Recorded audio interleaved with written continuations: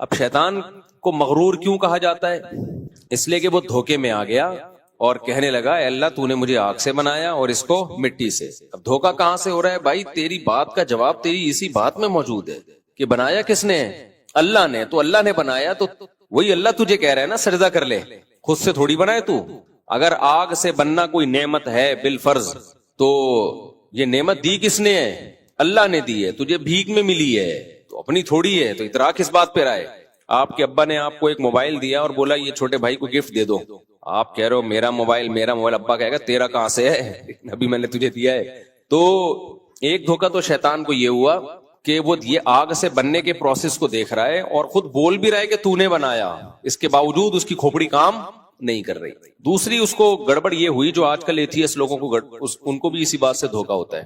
یہ ملحد اور ایتھیس لوگ خدا کا انکار کرتے ہوئے کہتے ہیں کہ یہ کائنات اتنی بڑی ہے اور اس میں یہ زمین ایک بہت ہی چھوٹا سا ذرے کا ذرہ بھی نہیں ہے. یہ اتنی بڑی کائنات ہے اور اس میں یہ ایک انسان ایک بہت چھوٹی سی مخلوق ہے. تو یہ جو قرآن کہتا ہے اور اسلام کہتا ہے کہ یہ پوری کائنات انسان کے لیے اور یہ سب انسان کے لیے مسخر کیا ہم نے، اور تو کہتے ہیں جو خدا بنانے والا ہے وہ اتنی پتی سی مخلوق کو اتنا پروٹوکول کیوں دے رہا ہے بھائی؟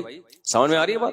یعنی اس کی مثال ایسے ہے کہ آپ نے گھر میں بلایا مہمانوں کو، بہت سارے مہمان آئے، آپ کھانا کھلا رہے ہو چیونٹیوں کو، ٹھیک ہے نا؟ بڑے بڑے قد کے لوگ بیٹھے ہوئے تھے آپ کے سامنے، آپ نے چیونٹیوں کے لیے دسترخوان لگایا. لوگ بولیں گے بھائی یہ اتنی حقیر فقیر ناچیز سی مخلوق کو تم اتنا پروٹوکول کیوں دے رہے ہو؟ تو کہتے ہیں یہ کائنات میں انسان کی کوئی 2 ٹکے کی حیثیت نہیں ہے. اتنی بڑی کائنات، سورج ہم سے کتنے لاکھ گنا بڑا، پھر وہ کہکشائیں اور پھر ایک کہکشاں اور ایک دوسری گلیکسی کے درمیان فاصلہ کتنا ہے، پھر وہ اس میں یہ تو ایک ذرہ بھی نہیں ہے، ذرہ بھی زیادہ ہے کہنا.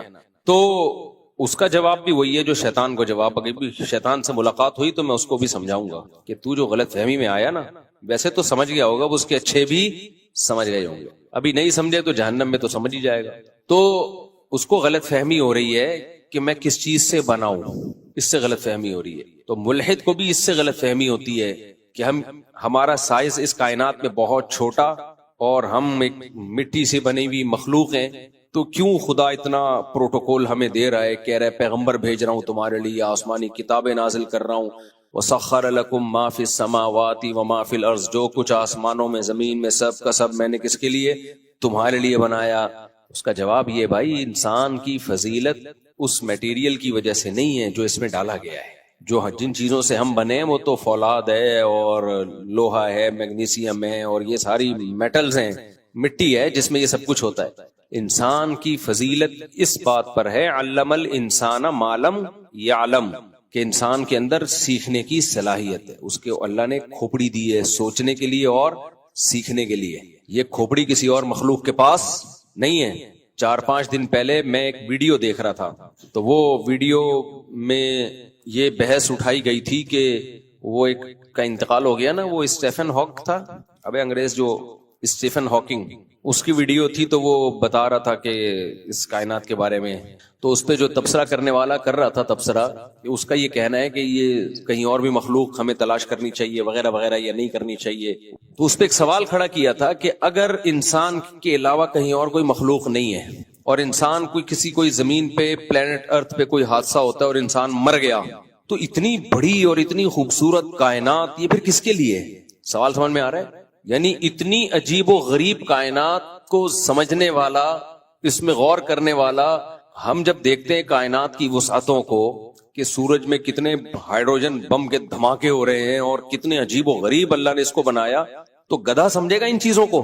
بولو، شیر سمجھے گا؟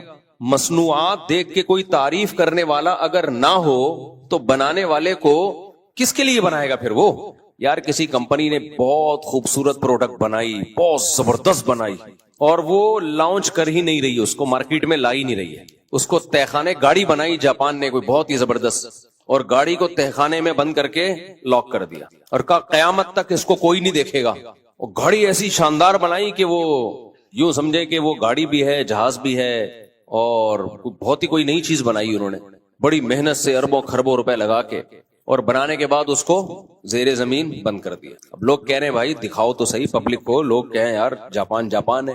تو وہ کہ نہیں یار ہم نے کسی کو نہیں دکھانی ہے, نظر لگ جائے گی اس کو, ہم اس کو اب قیامت تک بند کر کے رکھیں گے. تو یہ بیکار کوشش ہوئی کہ نہیں ہوئی؟ بولو یار, تم ایک چیز بنائی ہے, تم نے 4 شادیوں پہ کتاب لکھی ہے, تو استغفر اللہ, وہ مجھے لوگ کہہ رہے ہوتے ہیں ابھی تک مارکیٹ میں کتاب نظر نہیں آ رہی, وہ میرا قصور نہیں ہے, وہ ان لوگوں کا قصور ہے, کتاب والوں کا. خیر اب تو مارکیٹ میں آ گئی ہے, لیکن بہت سے لوگ سوال کر رہے ہوتے ہیں. خیر تو وہ کہتے ہیں کہ بھائی یہ جو کائنات, اگر اس کو تو سمجھ کون رہا ہے؟